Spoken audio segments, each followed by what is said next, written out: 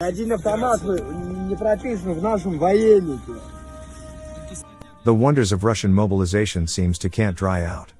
Russian mobiks, on unspecified location, are recording an address to the public, saying they were abandoned, they are all sick, they were given weapons which are not registered anywhere, they have to buy their food, and there are mentally unstable people among them. Чтобы просто поесть. Это же не говоря об амуниции. Вот, нам выдали боевой комплект, то есть боевые патроны. Были найдены в части. Наши найдены на улице в части. Щечки неуравновешены.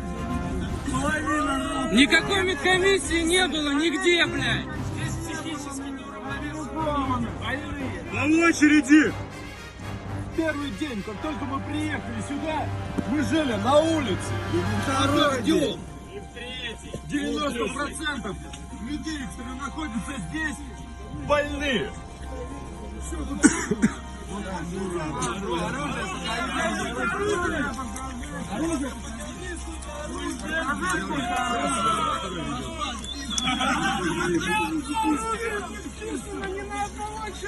Ни одно оружие не вписано ни на одного человека. Уголовного кодекса Российской Федерации. Автоматы списаны со склада, нигде не числятся.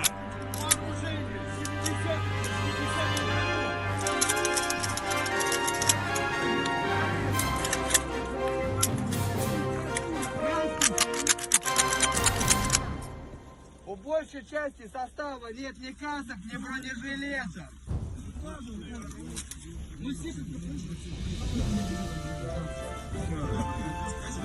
Телегу кидай, ладону кидай, подобную кидай. Here Ukrainian troops passing abandoned Russian T-62M tanks. Ждите своих детей домой.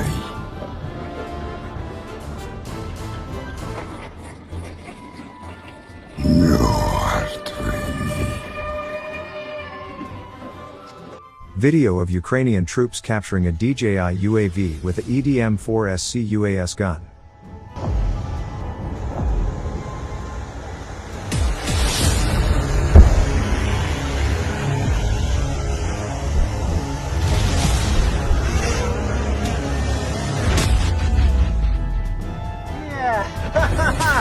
От так, така класна штука, як антидронова рушниця, сьогодні вчергове нам допомогла. Так що дякуємо волонтерам.